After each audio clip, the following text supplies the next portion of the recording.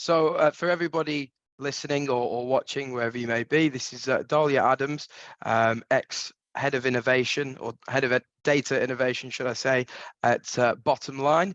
And we've had a couple of chats, but there's a lot of things I want to ask Dalya, and what better place to do it than the interview series, FinTech Making Sense of Data. So welcome, Dalya. Looking forward to getting it underway.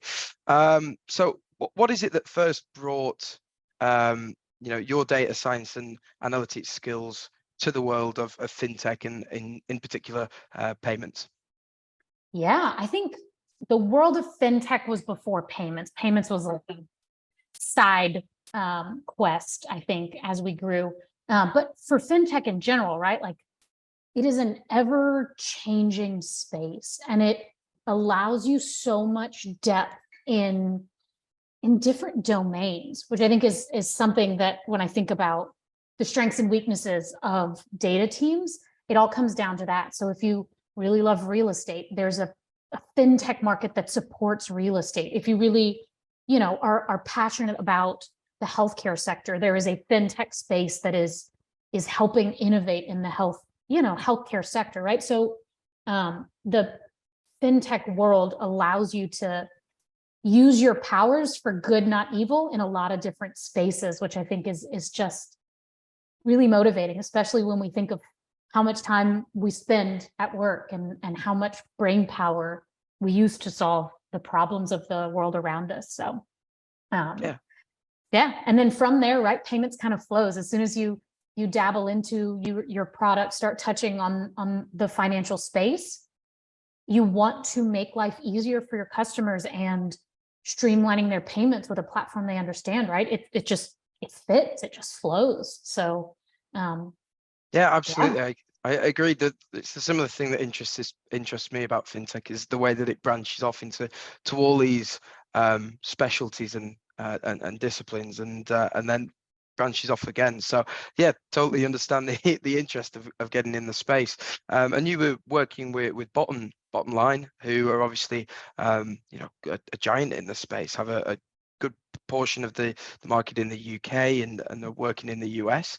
So they're working across the world, and obviously that means working in multiple markets. But I know there's a lot of challenges that come with that. So what are some of the challenges that you faced working with data in a fintech company across multiple markets?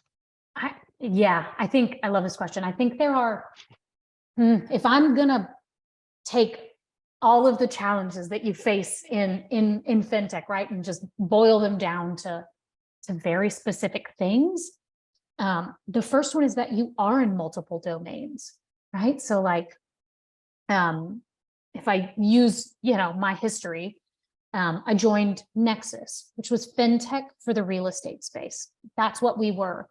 And so we were in one domain, and that allowed us to be just exceptional in that domain. Our customers loved us, they trusted us, and the data, right? Everybody in our data world understood how our data was generated, where it was coming from, what were the weird nuances. When Nexus joined Bottom Line, you enter a much larger organization that's across all these different domains. They're across real estate, they're across healthcare, they're across kind of a general small business, right? And so now the domain knowledge that you need to really understand your data is so much broader, right? And that is a much more difficult to glean that, right? As an individual who wants to do amazing things, it's so much harder to learn all of that complexity. So that one is obviously one of them. With that, right, not just the domain and how that data is generated and the nuances of it, but the regulations for those domains are different, right? So if we think of healthcare as an example, right, the privacy of an individual and their healthcare data is so important. And so you have to be super hyper aware of that, and what you're doing in one space, right? The data that you're using in one space you can't just copy paste essentially from another domain. So that's another one that that needs to be at the forefront of your mind, right? Not just moving fast and this cool thing worked over here, I want to use it over here, right? That just doesn't always work that well. And then the final one, right? You touched on it with bottom line was across multiple countries, right? So the fraud organization was based out of Israel. PTX is based out of the UK. PayModeX is based out of the United States, right? So this is a company that had its roots in all these different markets and is serving different markets across the world.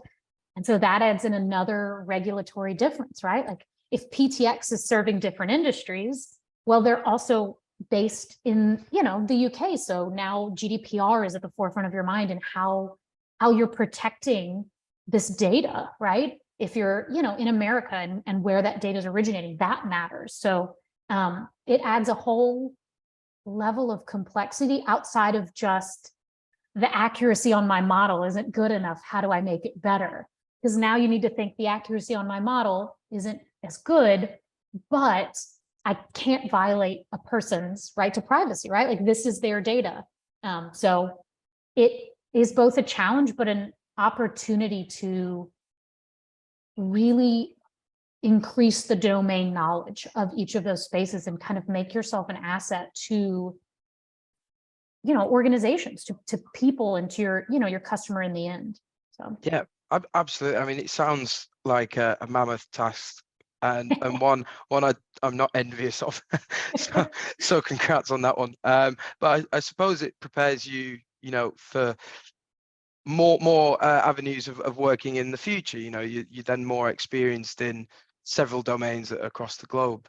Yeah, when you're in it, like when you're in the slog, right? It's not a task that anyone wants. But the moment you get a chance to step back and look and see the amazingly clever solutions that your team and the people around you have found to solve these problems, it's just, you're proud of it, right? It was difficult. It was at times very mentally taxing, right? To think through the intricacies and connect all the dotted lines, but the end product is something that your customers trust and that you as a business are proud of. And Yeah, that's what we can hang our hat on the end of the day, right?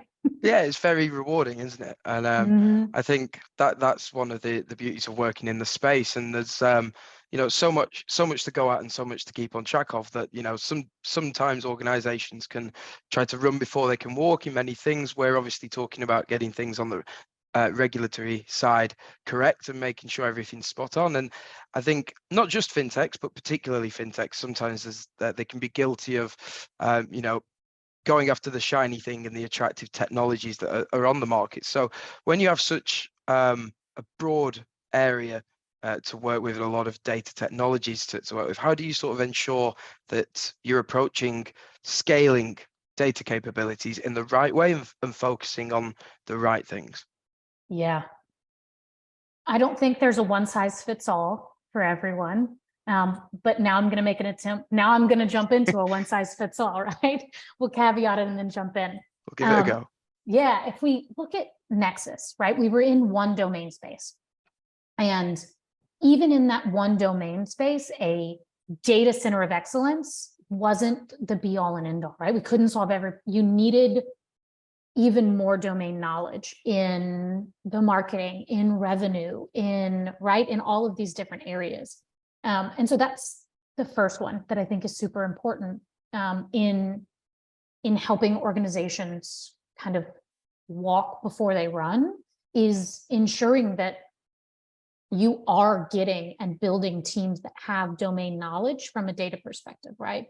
The second one is, I think that it's that saying, right? When all you have is a hammer, everything's a nail, right? I believe really strongly in, I call them the three pillars.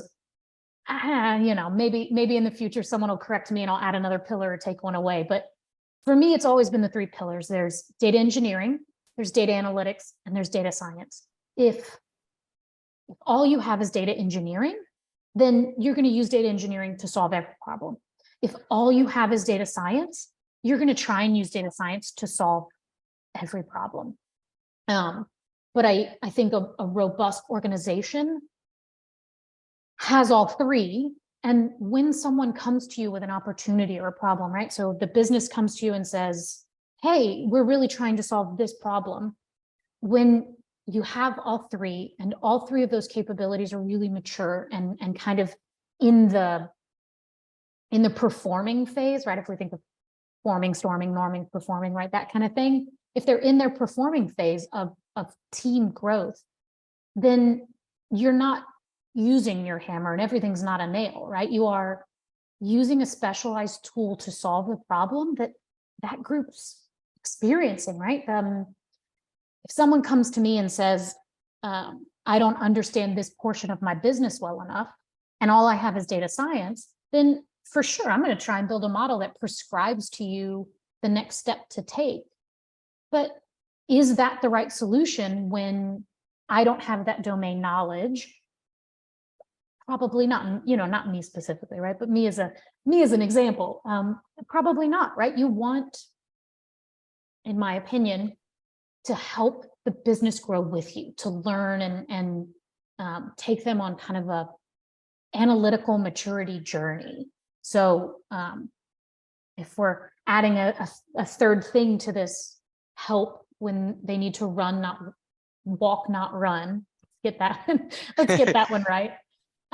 It's also that it's identifying where groups and people and are in their analytical maturity journey, because we all want people to use the things that we've built, right? Like you spend Absolutely. so much of your time and brain power building these amazing things to solve these problems.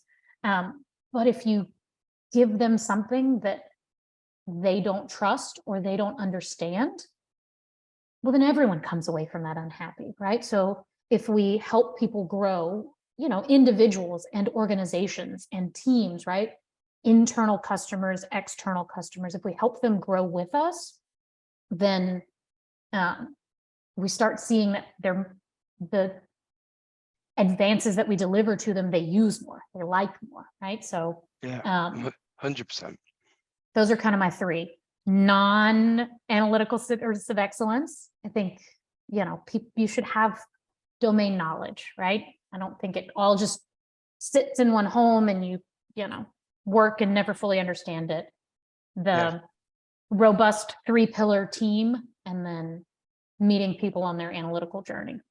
100%. It's a careful balancing act, isn't it? Making sure that you don't want to be master of one, but not as clued up in all the other areas. And I think a lot of people will agree with you on the 3 pillars and how important they are. For example, I think we're all familiar with the sort of period a few years ago when everybody invested maybe a bit too much money into data science before they had solid engineering foundations, and that proved quite costly for a lot of people. Yeah, what are we predicting on? We don't even have the data. Yeah, 100%. Exactly. 100%. Yeah, and brings us nicely on to the other side of things, getting things on track that we've talked about, and ignoring too much of the shiny technical stuff. But we've had a couple of chats, and we always come around to data culture being so vital for long-term success in an organization, and this is echoed by a lot of other people that I speak to. And I know that the methods change from data leader to data leader on how they aim to improve or implement a strong data culture. So what steps do you take to get to a point where the data culture is strong enough that when a business issue arises, the first or the second question people ask is, well, what does the data say? How do you get to that point? With a lot of blood, sweat, and tears. It's not, if you enter an organization that, at least from my experience, there's two, right? There's the organization that wants data to be a huge part of it, right? And then there's the organization where data is kind of a byproduct and you have to do something. The way you approach those two are so very different, right? But let's take the easy one, which is the organization wants data, right? They want data to help them solve their problems. If this is where you're at, then you've got buy-in for the most part, right? Like you've got leadership that supports the mission and is also looking for places that the data will help solve the problem, which is always really helpful. But with that, in those organizations, in my mind, it's been described to me as like the Amazon tactic, the Amazon way, right? What's the hardest problem? Let's solve that first and then move on to others. So if the organization's in, right, they're bought in, then go after the biggest bang, right? What is the thing that is causing the most heartache and solve it, or try to solve it. Sometimes you got to iterate, right? Sometimes the first version, as with things data related, right, it's not as great as you want it to be, and you have to iterate and do, but go for the hard one, right? Get a win that has some magnitude. The other one, unfortunately, is the organization where you're there and they think they want to change, but you don't feel like you've got a whole lot of support around driving that change. And I think this one's slower, obviously, but it's also harder. I think at this point, it comes back to, as a leader, as a data leader, looking at where in the analytical maturity each of the groups are in, right? So is marketing further ahead than customer support? Is finance leaps and bounds ahead of operations? Or is operations forefront of, supporting and asking for data? And then you start working to solve those groups' problems, the ones that want it and are on that analytical journey, right? They're trying to be better. They want to use data because you want to show progress, and you want those groups to then be champions for you, right? Because they're going to interact with another group that might not be as demanding is not the word, as interested in the tools that you have to help them solve their problems. So that's one of the ways, I think, in those two different scenarios, right, that you help create a cultural shift. It's either biggest bang, now everyone sees what you can do, and they're beating down your door, and you better hope that your prioritization structure is really set because you're going to be overwhelmed. Or it's a slow trickle of finding those groups that are dying for the help and giving them that help, even if it might not be the biggest problem. The second part of this, I think, in that shift is this is my favorite part. So I've been through organizations that have successfully transitioned, right, to a data-driven culture. And I've been with organizations that have struggled to make that transition, right, to really drive that. But one of the greatest joys in an organization that has successfully transitioned, right, that culture has shifted, is that all of a sudden you're almost crowdsourcing the next cool thing to do, because you have proven that it can be done. And so now these experts in their domain, it always comes back to domain for me, apparently. These experts in their domain now look at a problem or an opportunity that they see from their 30 years of experience, or 5 years of very focused experience, or 6 months of experience someplace else that they've now brought here, right? Whatever it is, wherever they are, but they see an opportunity and their mind immediately goes to, oh, how can we get data to help us solve this, right? And then now you as a data organization aren't forced to innovate on your own, right? You have other very specific partners that are giving you, the greatest places to solve the problems and the most bang for your buck. And that one it's lovely, right? Because now you've got partners across the organization, and you really are solving the biggest problems and learning more, but with a subject matter expert right there next to you. So yeah, absolutely. Yeah. I totally agree with you on that sense. It is a case of, from the first point we were talking about, from a domains perspective, it is a case of kind of figuring out who wants it, who's open for the change that you're looking to bring in, and who wants to look at data in a different way or a more positive light to help those guys out, and then finding your friends who can help make that happen within the organization. Yeah, absolutely. I think a lot of people will agree with that, and have probably done a very similar thought process in the past. Yeah, it's a struggle though, right? It's not, when you talk about it in a setting like this, right?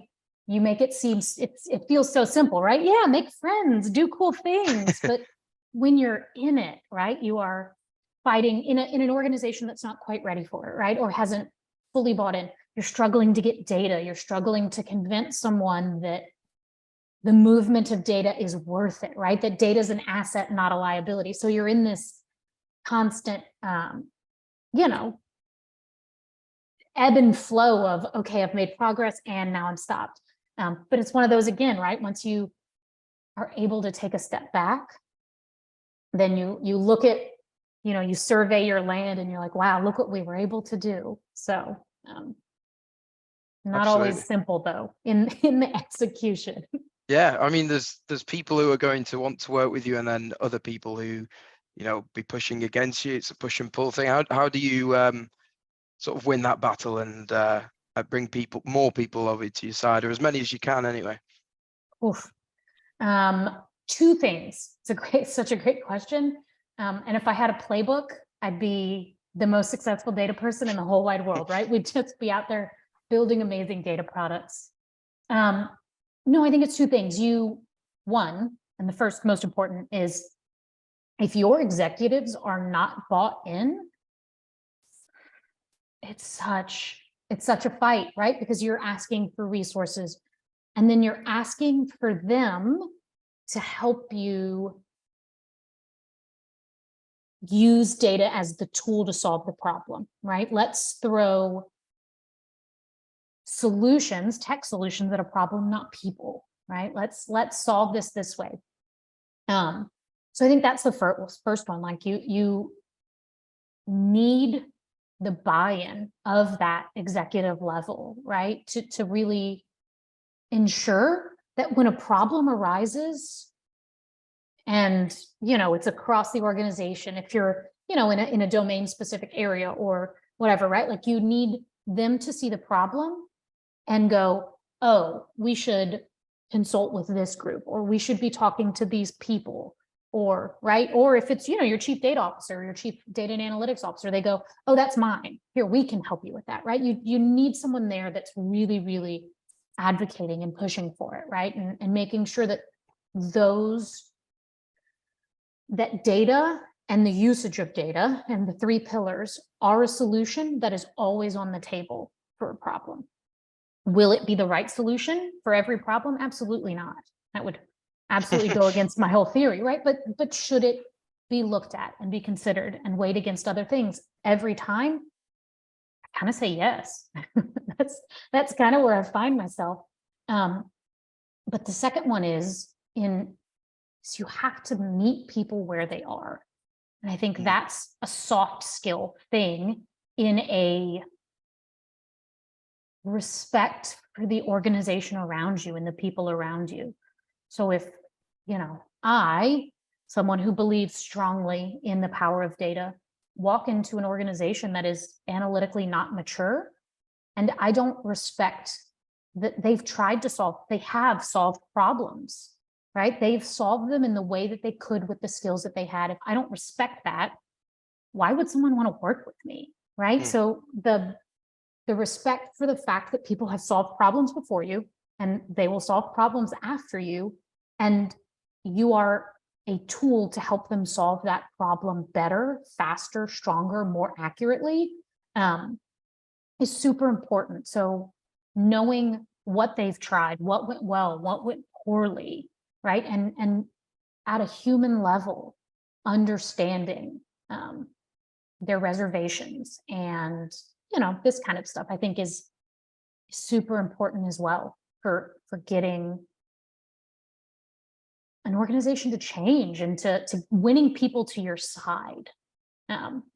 Because I imagine we've all been there where someone says, you're doing this, and you might do it, but are you happy about it? No. Are you gonna think warm and fuzzy thoughts about it the next time, right? Probably not. So like, it's kind of like you're always in sales, you know, you can't try and get away from it, but you're always in sales. Your job is to help people understand what you're doing and also their domain better. So Absolutely. Yeah.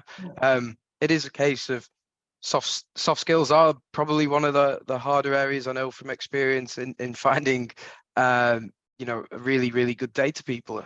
Soft skills can be one of the areas that people struggle in. So it is incredibly important to have that ability to speak to people at a, you know, on a human level and understand that, you know, regardless of whether you're working in data or even the fintech space, it is really just treating people like people and knowing how to get the best out of them, isn't it? Yeah, and I think even absolutely, right?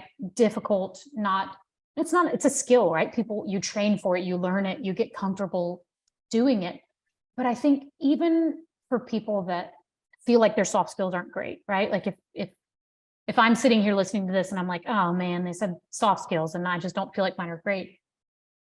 Empathy, right? The effort to understand who your customer is, internal or external, right? Who is the user that this is for, so that you are making better decisions at every moment that you're building a pipeline, a dashboard, a machine learning model, right? Like what's the end goal and who's the customer of this? Who am I serving, right? I think even that thought at some point, right, helps with the meeting people where they're at and giving them a data product that's helpful. Totally. You know, meet people where they're at, especially because that shows you put in some consideration into where they've been and what they've done before you got there. 100%. Yep. So this is we're coming close to the end now, Dalya. It's been really good having you on. Which leads me to the question that I pose in one way or another to everybody that comes on. And I know that you're not technically in the fintech space anymore, but it would be great to hear about, you know, your ideas for what you think the future of fintech looks like, and what would be some of the changes maybe that you'd like to see in the space.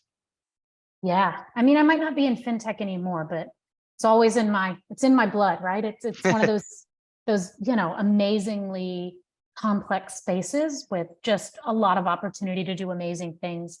I think there are two things that I am looking forward to. One, kind of expectantly, and the other is like oof, I hope this happens, right? And the first one is that I think I am looking forward to whatever that next amazing breakthrough in the fintech space is, right? Like, and I think that view, that thing comes not from one brilliant person, but from a organization that is able to crowdsource that domain knowledge, right? I think the being able to take someone's very specific knowledge of the space that they serve and then turn it into a solution is in my opinion, right, where something really, really amazing is going to come from. And I look forward to seeing how people implement that concept.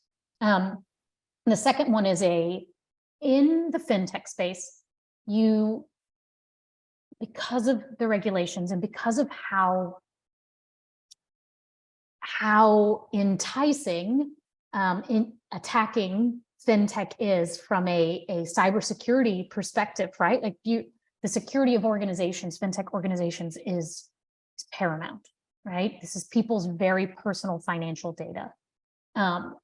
There is a balance that has to be had between, is data an asset or is data a liability? And if you are a CISO, right, I imagine it's always a liability, right? Data exfiltration is a problem. If you're in the data space, it's always an asset. And so one of the things that fintechs have to find a good balance on is that, right? The data is an asset versus data is a liability, and where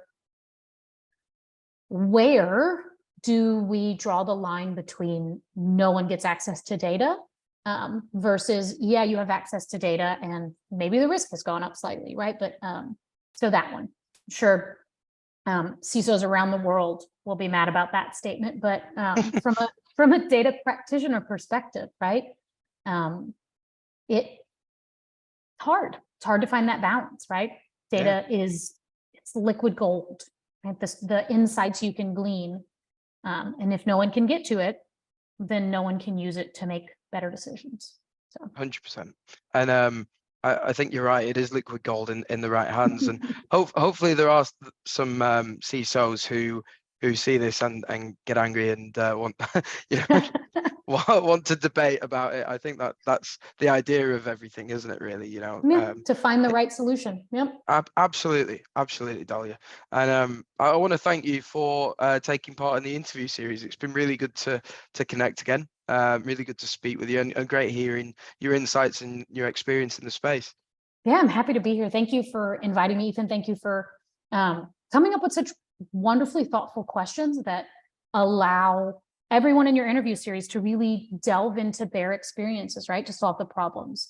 You've said it a couple times, but it's all of our experiences. It's all of our differing opinions that allow us to come to the best decision as data leaders, as data practitioners. So thank you for putting this together. Thank you for having me.